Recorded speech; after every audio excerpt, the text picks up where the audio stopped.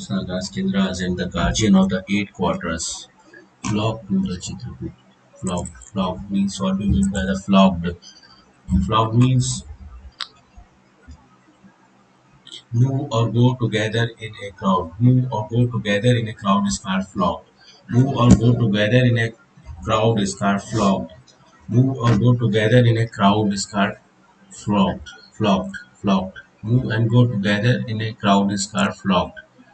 To the Chitrakuta on the occasion means ordinary occasion. Occasion means a particular event or the time at which it take place. A particular event or the time at which it take place is called the occasions. A particular event or a time at take place is called the occasion. ShriRam made obeisance to them all, and the gods were glad to obtain the reward of their eyes. Raining flowers, the heavenly host exclaimed, Lord, we feel secure today. With great supplication, they described their terrible woes and returned joyfully to their several abodes. And they streamed in as they heard the news that Sri Rama, the lighter of all, had taken up his abode at Chitrakuta. The moon of the solar rays prostrate when we saw. Prostrate means lying scratched on the ground with one face downward, prostrate. The moon of the solar rays fell protest when he saw the holy company coming with a cheerful countenance. Countenance is called the cheerful countenance. A person's face or facial expression. A person's face or facial expression. A person's face or facial expression. The person's face or facial expression. Countenance. The hermit praised Sri Rama, the chief of Raghunatha, to their bosoms, and invoked their blessings on him, just in order to see them come true. As they gazed on the beauty of Sita, Lakshmana, Sumitra, and Rama, they accounted all their spiritual practices fully rewarded. Practices means the actual application or use of ideas called a practice.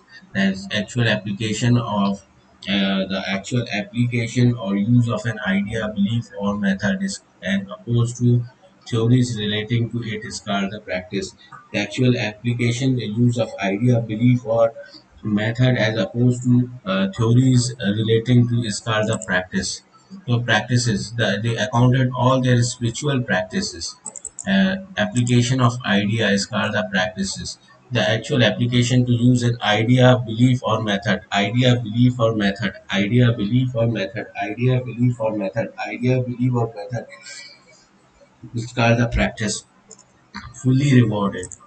Fully rewarded. Rewarded means recognizing of their services, efforts, or achievements. Recognizing of their services, effort, or achievements. It's called the rewarded. After paying them due honors, the Lord dismissed the holy throne, and they practiced yoga Contemplations means the action of looking thoughtfully at some time for a long time. A looking thoughtfully at some time for a long time is called the contemplation. The action of looking thoughtfully at something for a long time is called the contemplation. The action of looking thoughtfully at something for a long time is called the contemplation. Practice yoga and the contemplation. Japa, muttering of prayers, and austerities and perform sacrifices almost in their own retreats. What do you mean retreats? Retreats means withdraw from the enemy force as a result of their superior power or after a defeat is called a retreat. Withdraw from the enemy force as a result of their superior power or after a defeat is called a retreat. Withdraw from enemy force as a result of their superior power or after a defeat is called a retreat. Withdraw from an enemy force as a result of their superior power or after a defeat is called a retreat.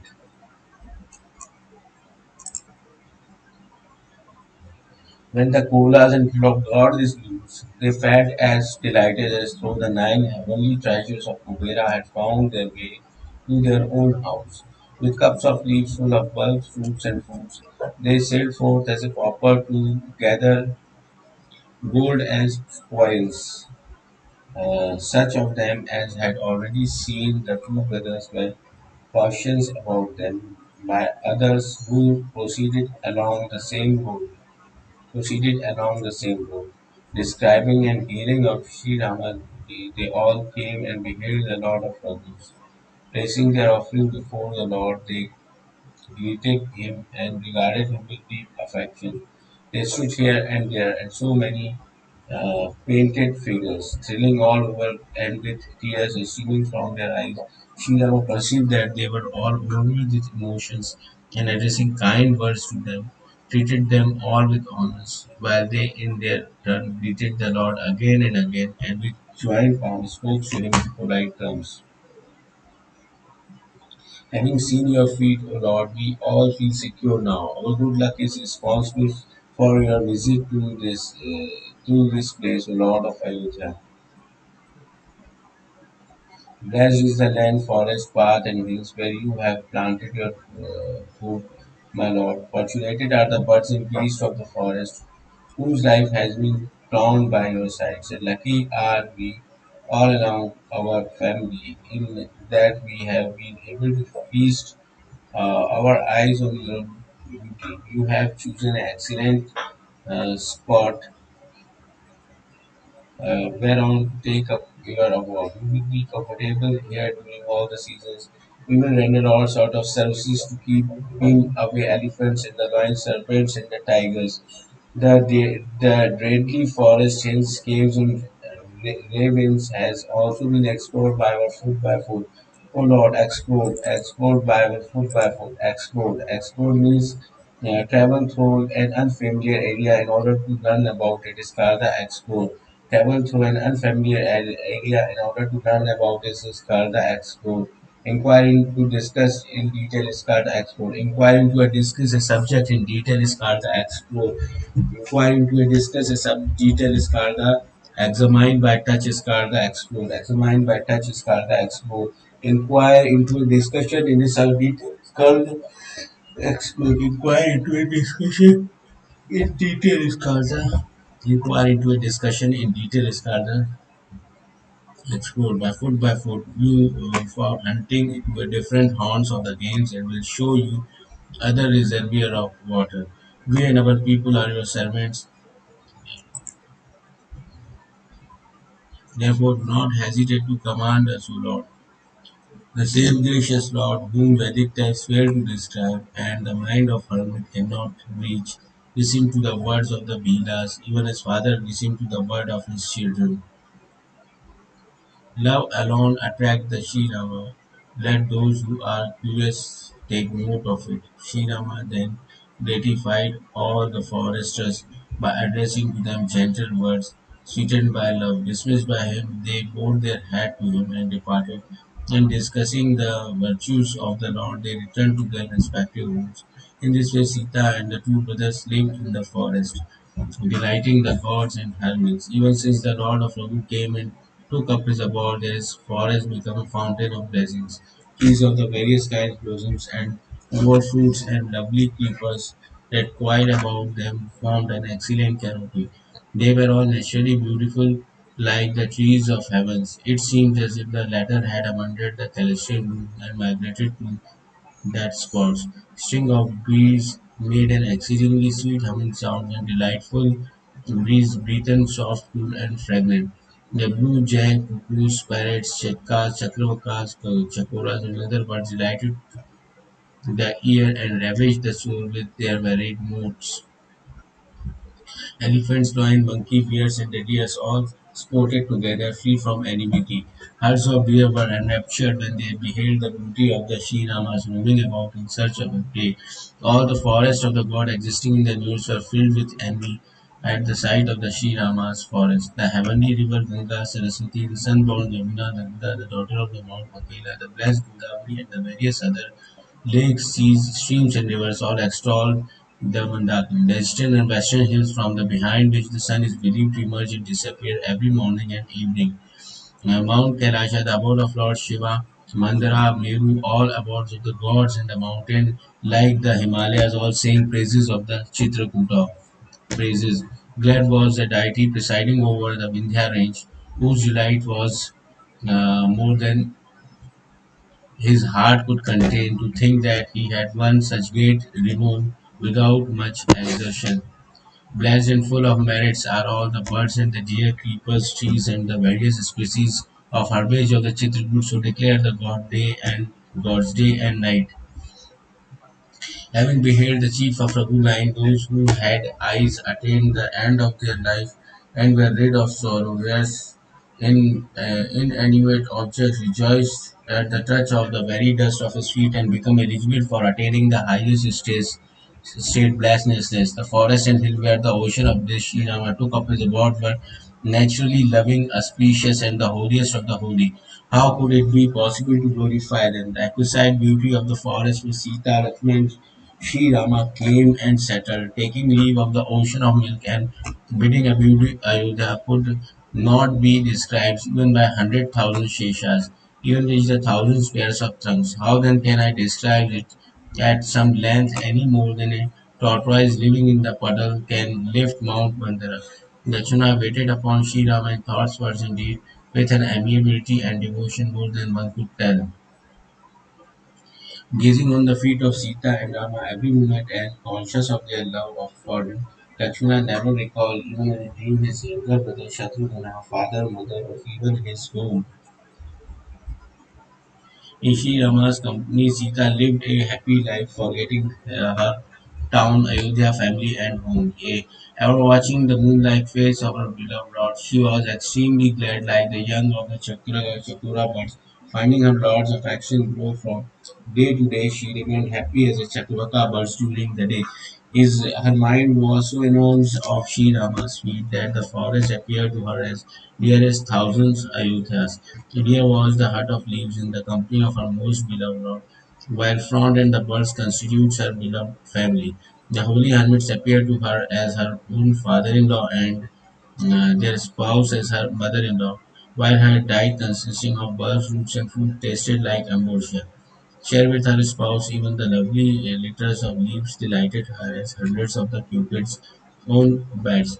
Can the charm of sensuous enjoyment ever enchanted her, whose very look confers the sovereignty of his sphere? Finding their thoughts on the Sri Rama and devotees sprung the pleasure of sense as worth no more than a piece of the straw. It is no wonder then in the case of Sita, Sri Rama's beloved consort and the mother of the universe, the Lord of Raghu would do and say only that which would please Sita and the Lakshmana.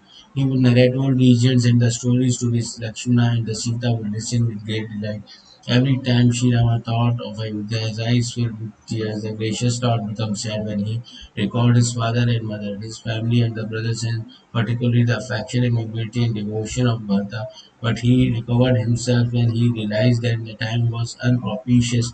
Perceiving this, Sita and Lakshmana felt distressed, even as a shadow of man behaved just like him. When he saw the condition of his beloved consort and his brother Lakshmana, the self-possessed, the compassionate Rama, the delighter of Guru, and the soother of his devotee's heart, began to narrate some sacred legends, sharing with Lakshmana and Sita felt relieved. Accompanied by the Lakshmana and Sita, Sri Rama shone in his huts of leaves, even as Indra who dwells in Amravati with his spouse Sachi and his sons Jayanta.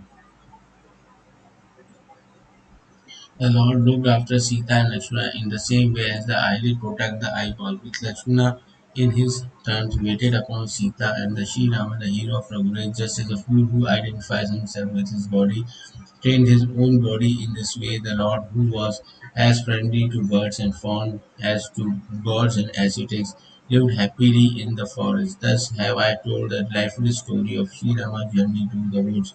Now here House Mantra reached Ayodhya when the Nishada chief returned after escorting the Lord. He saw the ministers and Mitra with the carrots. The ministers was distressed to see the Nishada chief's words failed to describe the agony which she felt at the moment.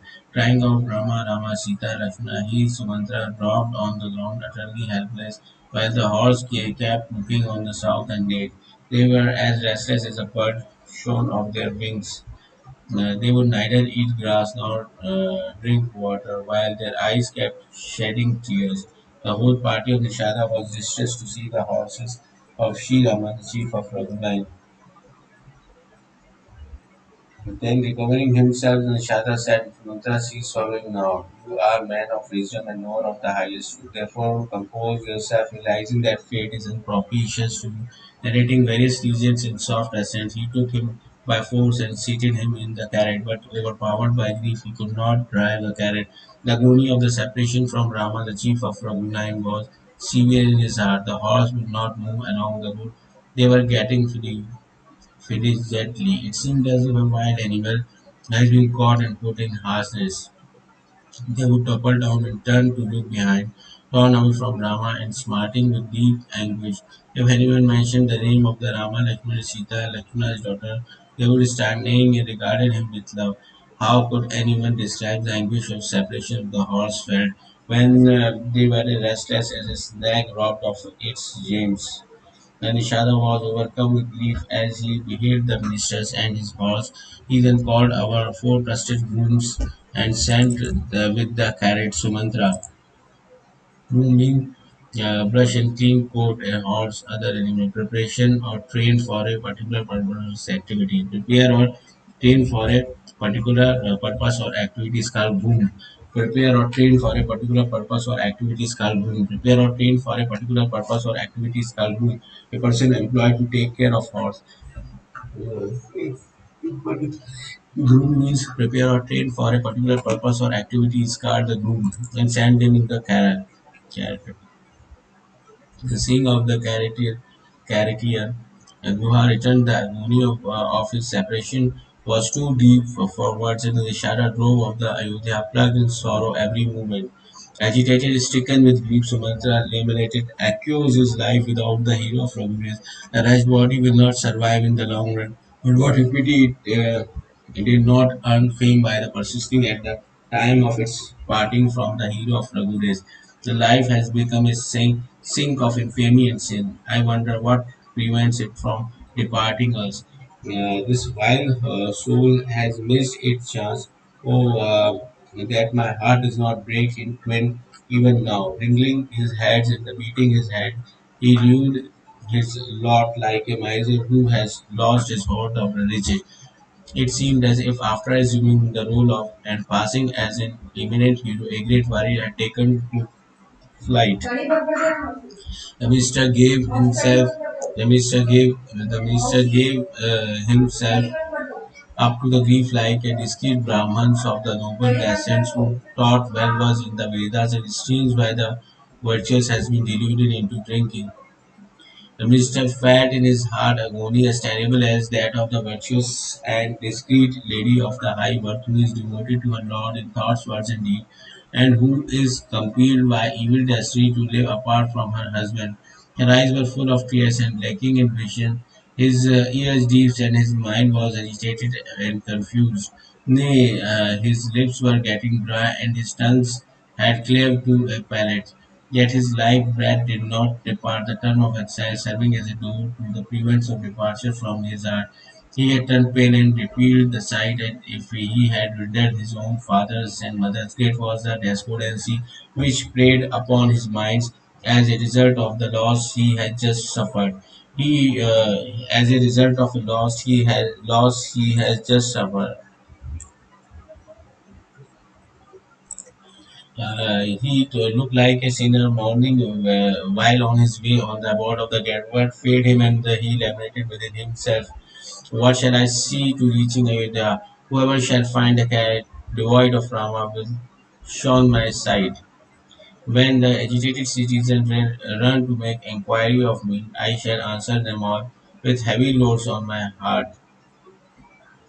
When all the helpless and afflicted mother questioned me, good God, what shall I say to them? When Lakshmana's mother Sumitra put questions to me, what glad tidings shall I convey to her? And when Rama's mother Kaushalya come running like a cow, that has recently born a calf and has her thought fixed on it, the only answer I can make to her queries will be Rama, Lakshmana, and Sita, Vidya's daughter, have left for the woods.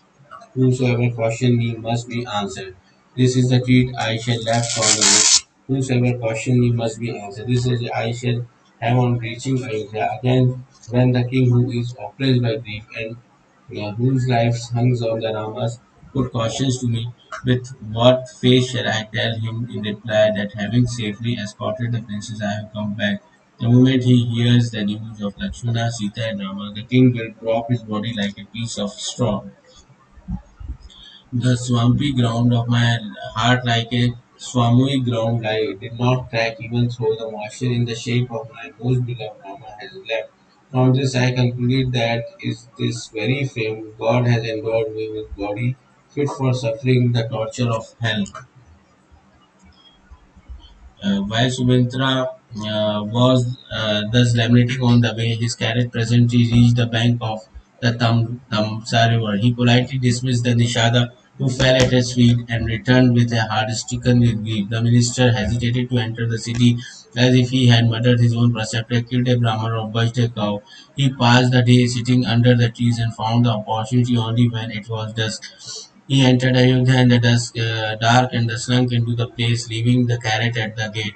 All who heard the news flocking to the entrance of the royal place to see the carrot. When they recognized the carrot and found the horse restless with their body wasting away as hell in the sun, the citizens, both men and women, were so distressed as fish when the water runs short. The moment they heard of the minister's arrival, the whole Gynecum was restless. To him, the place looked as dreary as though it was abode of spirits. In deep agony, all the queen's questions sent, but no reply came from him. His voice failed him, his ears could not hear, nor could his eyes see. He asked whosoever he met, "Tell me where is the king?" Seeing his confusion, the maidservant conducted him to the Kaushalya's apartment. Arriving there, Sumitra found the king and pale and lustreless as the moon without nectar. Without a seat, couch, or ornaments, he lay on the ground in most rash condition, having the size of limit, even Yati when he had fallen from the board of the god. With his heart bursting with grief every moment, he looked like Sampati who had dropped from the heaven on account of his wings having been signed. The great lover of the Rama carried cried Rama Rama and again Rama Lakshmana and Sita. The minister on seeing the king exclaimed salutatory words Jaya Jiva and made obeisance to him by felling protest on the ground. The moment he heard this, the king rose in bewilderment and said, "Tell me, Sumitra, where is Rama?" The king pressed Sumantra to his bosom as if a groaning man had laid hold of some supports. Seating him affectionately by his sides, and with the eyes full of tears, the king asked, "Appraise me the of Rama's welfare, O loving friend. Where are Rama, the lord of the Raghu, Lakshmana, and Videha's daughter Sita? Have you brought them back, or have they left the woods?" At those words, tears rushed to the minister's eyes. Overwhelmed with grief, the king asked again, "Tell me the news about Sita, Rama, and Lakshmana." Recalling again and again ShriRama's beauty, virtue, amiability, and temperament, the king sorrowed within himself, proclaiming my intention to install him as regent. I exiled him to the woods. But the news neither delighted his soul nor grieved it. But my life did not depart, even though I had to part from such a son who can be such a great sinner as I. Take me, my friend, to the place where Rama, Sita, and Lakshmana are. If not, I sincerely tell you, my life is going to depart very soon. Again and again the king asked the minister, "Communicate to me the news of my most beloved son. Quickly contrive, my friend, some means whereby you may be able to bring before my eyes Rama, Lakshmana, and Sita."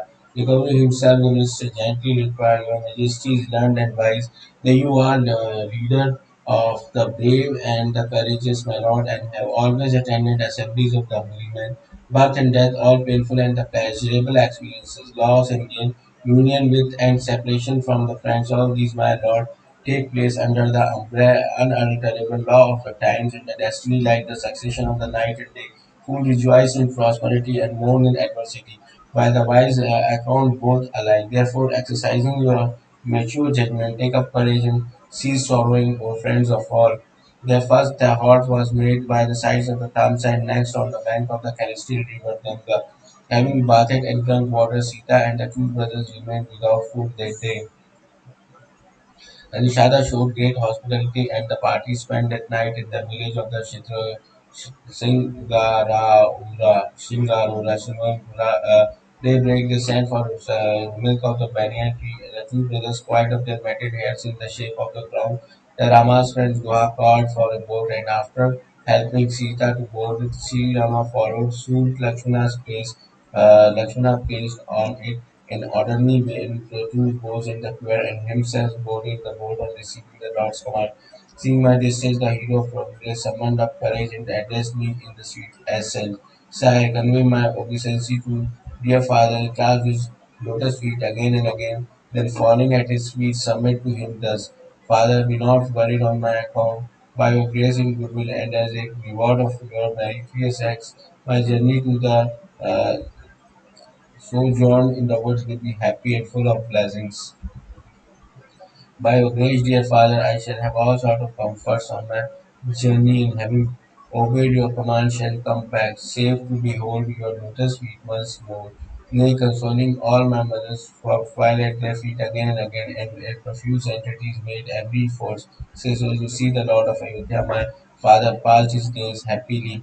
Clasping up her scepter's lotus feet again, I give him my message. Pray, so exhort the Lord of Ayodhya that he may no longer grieve on my account. Humbly approaching all the cities and all my people, convey to them my submissions. He alone is my friend in every way, to ensure the king's happiness. Again, when Bharta's came, give him my message, abandon not the path of lassitude or assuming the office of the regent. Cherish your subjects in thoughts, words, and deed, and serve your deed and deed, and serve your thoughts, words, and deed towards your mothers, treating them all alike again.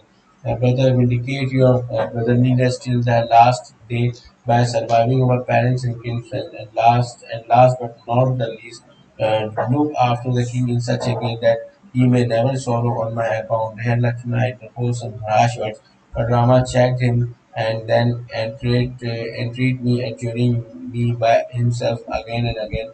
Make no mention, dear father, of the Lakshmana's childish Sri Ramayana. Sending her greetings, Sita opened her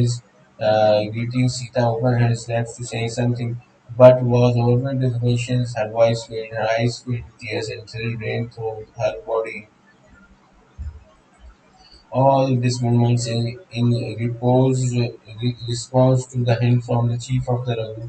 The boatswain propelled the boat toward the opposite banks, so departed the towns of the Raghudes, where I stood looking on with a heavy loads on my heart. How am I to describe my own anguish in that I came back alive bearing Rama's message? At this stage, Mantra's speech failed him. Overpowered as he was by grief and remorse due to the separation from Sri Rama, no sooner had he heard the carrot speech than the king dropped to the ground, his heart burning with deep anguish, his mind being unhinged by excessive infatuation. He tossed about like a fish that has been inebriated by suckling the form of the early rainwater with the intoxicating to the fish. All the quarters wailed and wept. How can their great misfortune be described? At the sound of their wails, sorrow in itself was sorrowful, and endurance could no longer endure. India was a great uh, tumult at the sound of the outcry in the royal garnicle. It seemed as if a cruel thunderbolt had fallen at the night on the large habitants of birds. The live breath of the king had now stuck to his throat. He felt uneasy like a serpent robbed of its gems.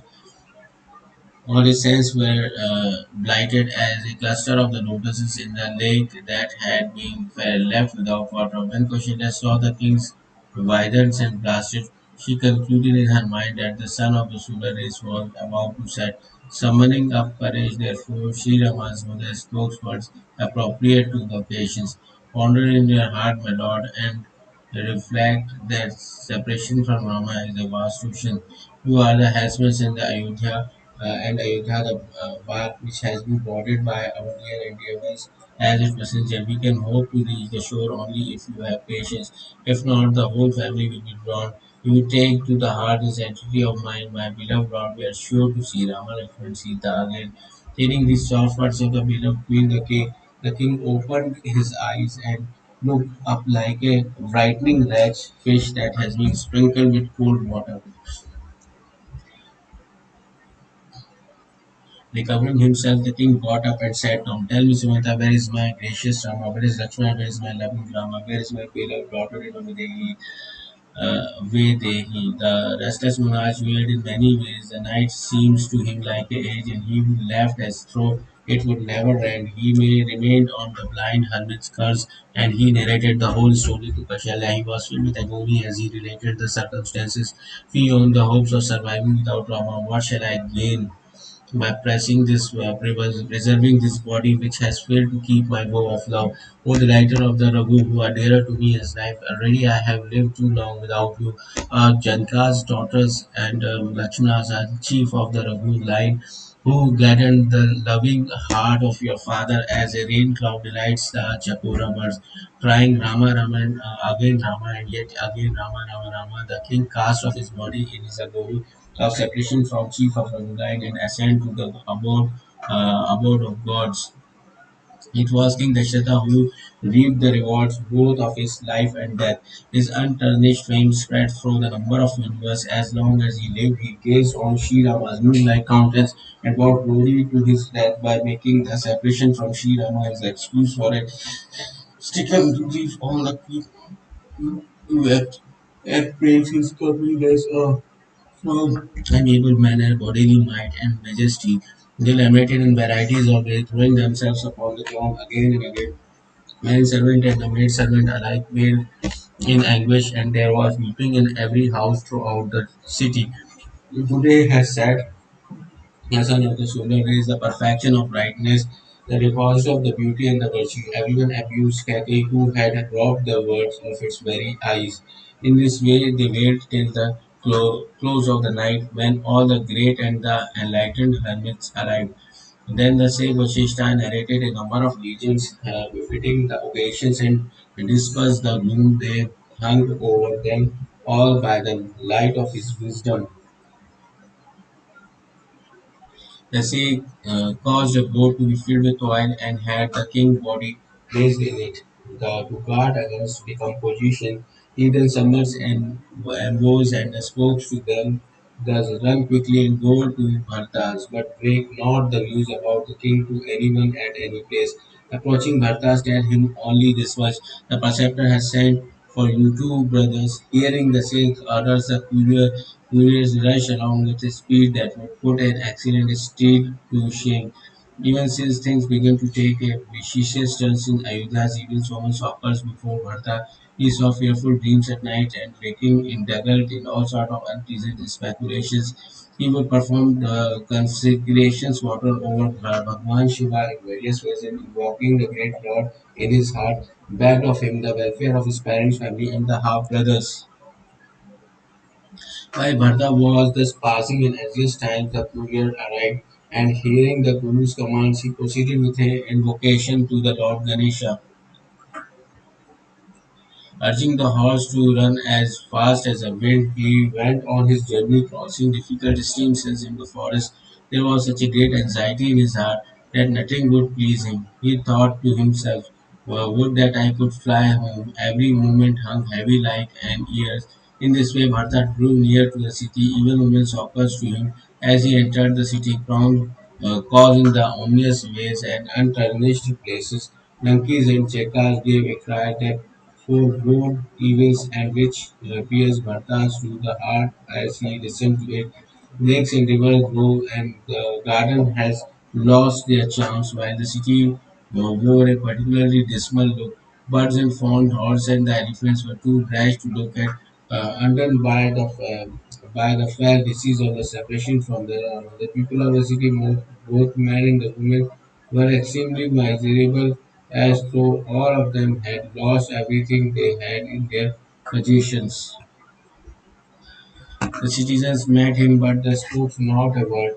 They made obeisance and quietly passed on. Bharat, who could not inquire after their welfare, his mind was obsessed with fear and grief. The bazaars and the streets repeated the sight as though a wild conflagration has broken out in the city in all sides. Conflagration. Conflagration means for you. A conflagration means an excessively fire destroy a great deal of land or property. An extensive fire which destroy a great deal of land and property. Fire configuration has broken out the city on the sides. Keki, who was to the solar rays what the moon is to the lotuses, was rejoiced to hear the sun's upward, preparing lights to waving round his head. She sprang up and glad at heart, and meeting him at the very door, conducted him into the apartments. Bharata saw with wonder that while the households wore the rich appearance like a bed of roses blasted by the forest, Keki wasn't happy as a Bhila woman who had set a whole forest blessed. Seeing her son melancholy and the depressed in his spirit, she said, "Is all well in my mother's house?" Bhartas assured her that everything was well and then inquired after the health and welfare of his own family. "Tell me, where is my father, where are my brothers, and where is Sita and my beloved brother Sri Rama and Lakshmana?"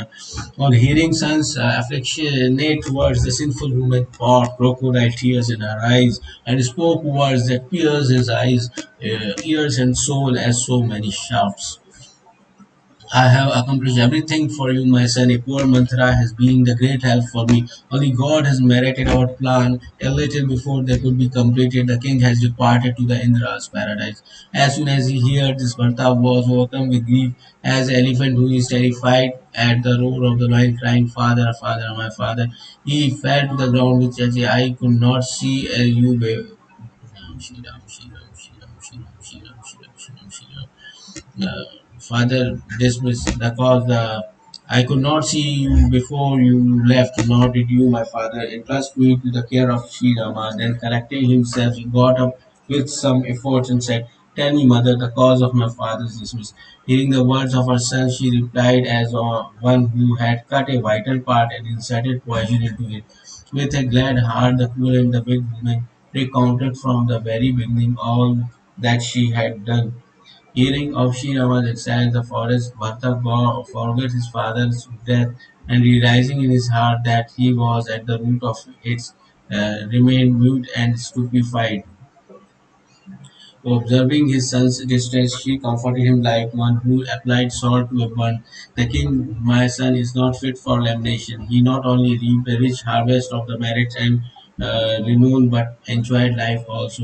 During his lifetime, he obtained all the rewards of the human existence, and in the end ascended to the abode of Indra, the lord of immortals. Pondering thus, ceased sorrowing and ruled the kingdom with all its limbs, such as the army, the exchequers, the minister, and so on. The prince was utterly dismissed to hear these words, as through a featuring soul has been touched by the live coal. Recovering himself, he heaved a deep sigh and so with women you have brought complete you to your family. If you bore such deep malice, why did you not kill me as soon as I was born?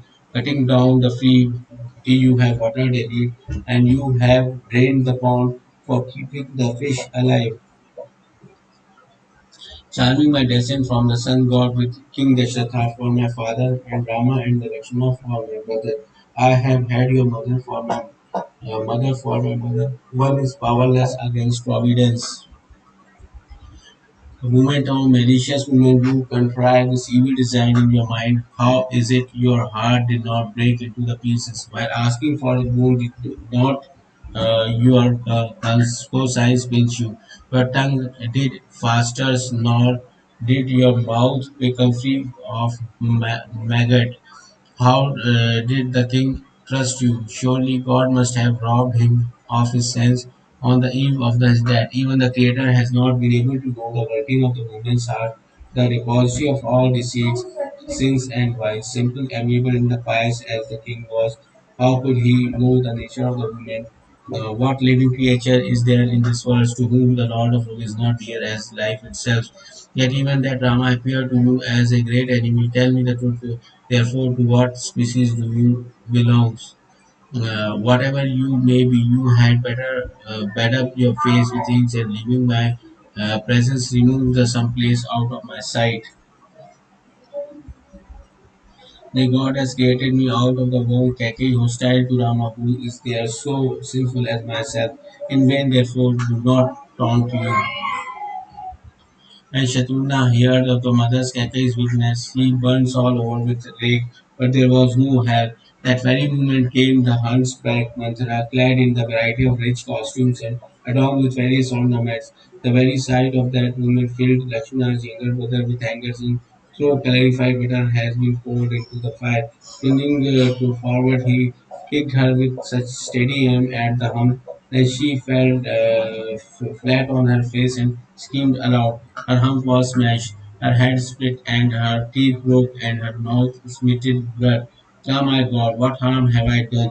Surely this is an ill recompense of my service. Hearing this and seeing her while from head to the foot, Kshatriya, stare of the fool, seized her by the hair on her head and began to drag her till the merciful Bharata recused her. The two brothers then called on Mother Kaushalya. In sordid attire, pale, agitated, and approached with hope, and with a wasted frame, she looked like a lovely celestial creature and of golden blast by frost in the forest.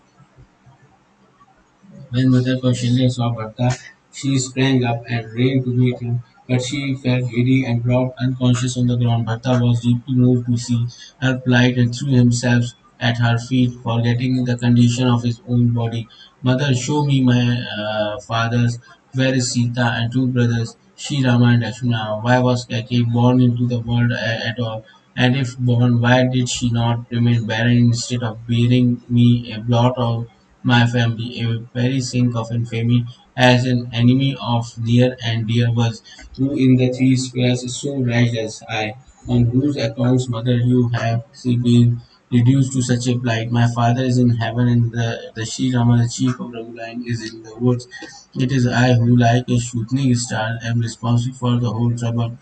Now woe be to me who have proved to be my family a very fire among the wolves and been victim of the terrible agony, suffering, and uh, censure. On hearing Bharta's tender words, Kausalya rose with the renewed efforts and lifting him clasped into her bosom while tears streamed from her eyes.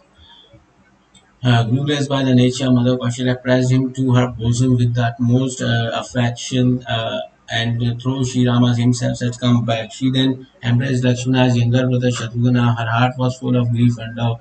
Everyone who saw her loving disposition said Rama's mother that she is no wonder she would be so loving. She should be so loving. The mother seated Bharata in her lap and wiping away his tears spoke to him in soothing words. I adjure you, my child, to compose yourself even now. Knowing this to be an unpropitious time, sorrow no more. Take not to the heart the loss we have sustained, and feel no remorse for it. Remembering that the course of the time and fate is unalterable, do not blame anyone myself.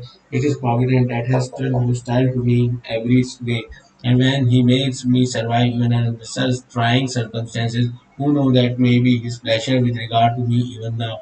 At this father's behest, dear child, the hero of Raghuline discarded in ornaments and princely appearance and put the hermit dress consisted of bark or trees without either sorrow or exclusion.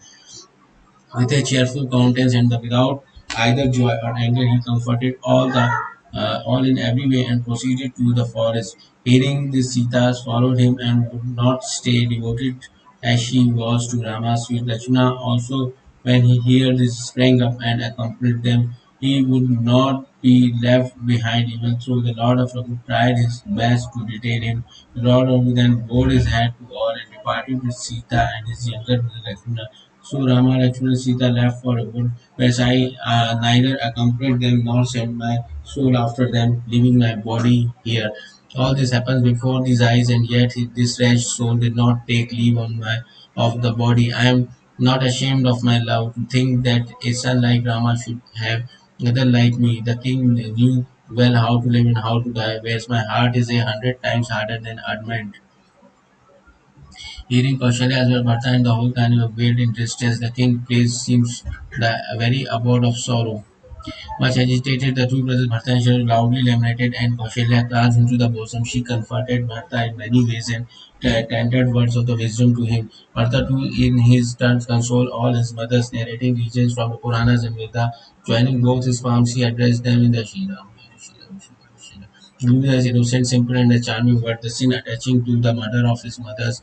Shriram, Shriram, Shriram, Shriram, Shriram, Shriram, Shriram. Father or son is the act of the setting fire in the copen of the village of the Brahmins and those incurred by the same woman or a child and by administrating the poison to a friend or a monarch. All the major and the minor sins in thoughts, words, and deeds that have been enumerated by the seers. Let all such sins be mine. If my mother, this plot has my concurrence. May Providence awarded me the fate those who forsake has forsaking the feet of Sri Hari and Lord Shiva worship frightful ghost. If mother I have complicity in this plot. If mother all this has my approval, let me share the terrible fate of those who sell the Veda, exploits their piety, are given to backbiting and expose other sins, who are deceitful, weak, quarrelsome, and irresistible, who revile the Vedas and are hostile to the words, nay, who are greedy and lecherous and behave as the rapacious do, and who scars their eyes on others' wealth and the others' wives.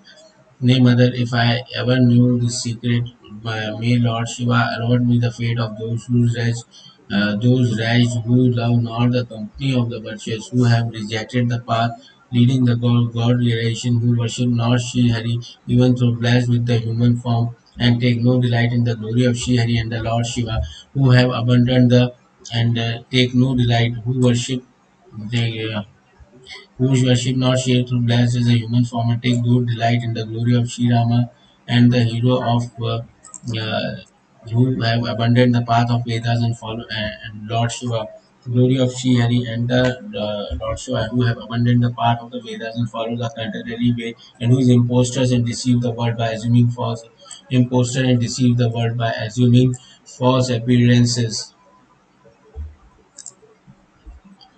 Hearing Bharta's truthful artist in the sincere words, Mother Kausalya said, "You, my dear child, have always been beloved Rama in thoughts, words, and deeds.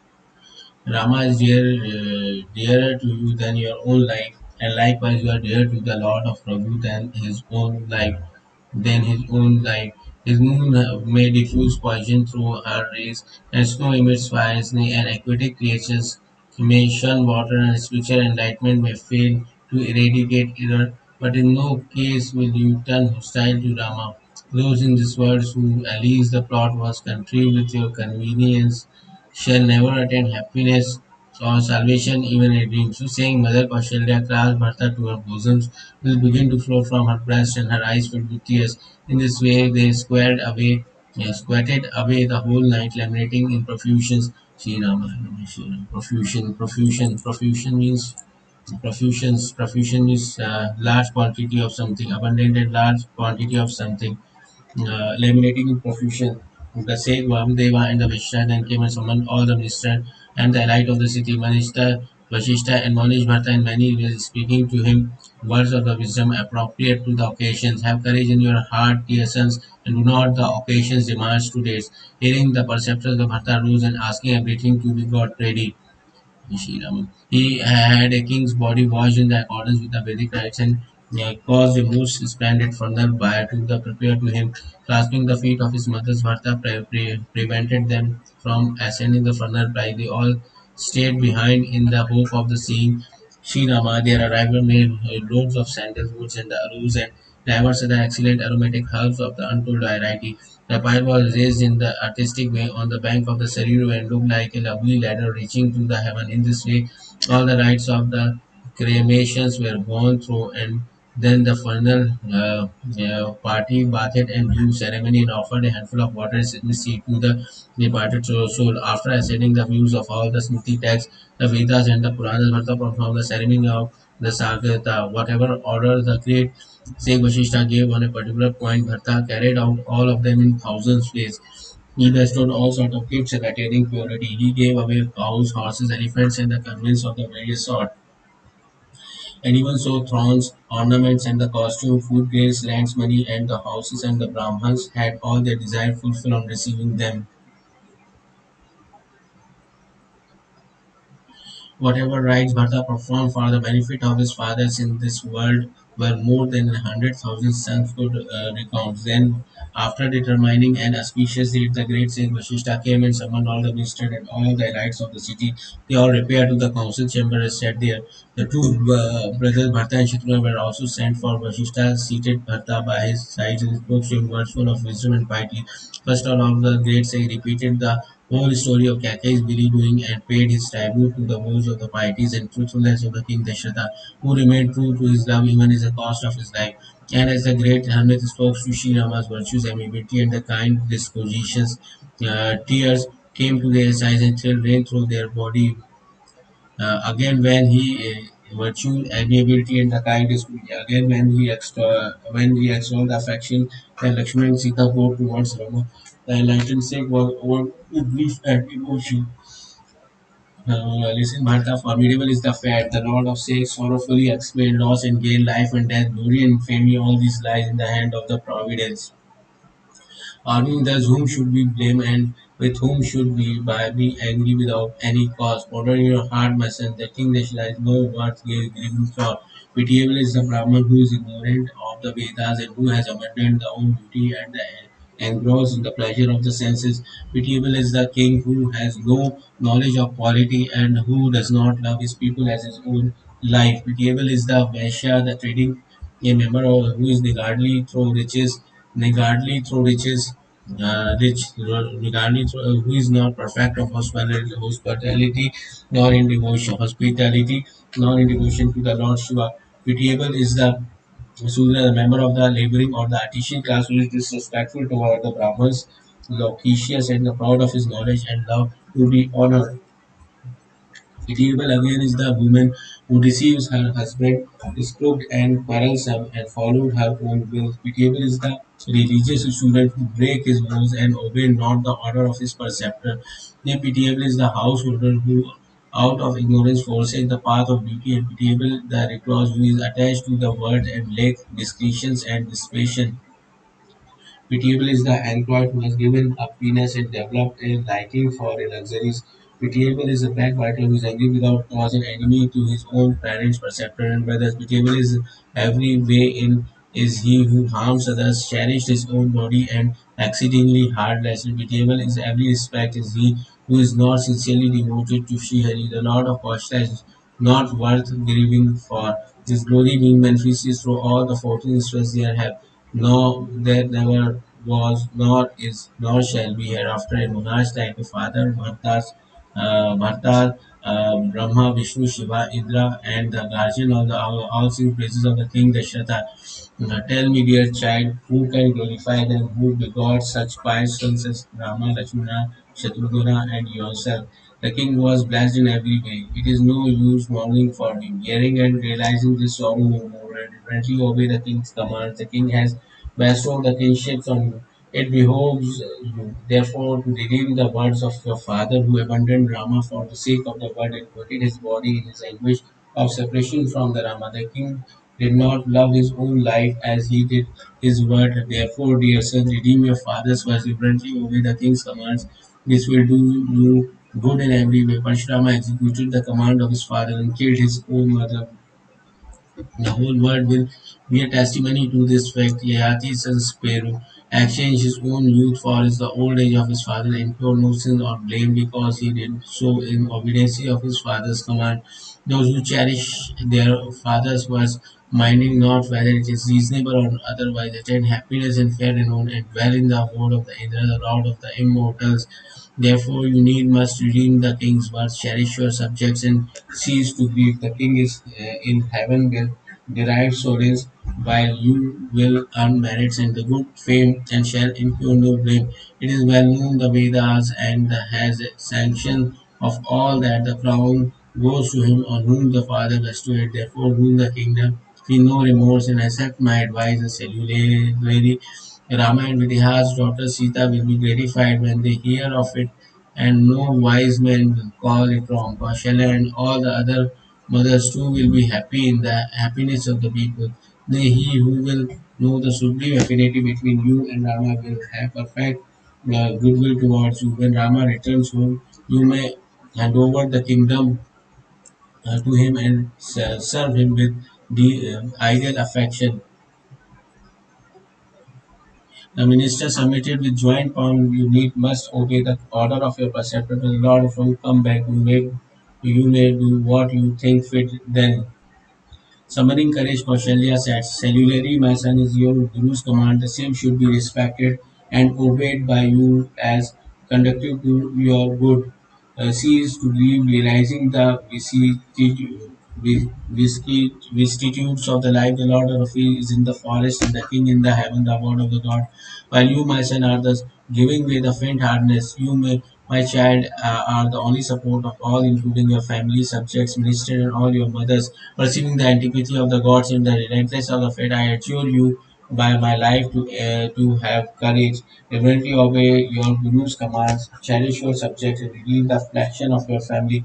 Partha listened to the advice of his preceptor and the minister's appeal, endorsing the same. His courage increased to his heart as a sender case.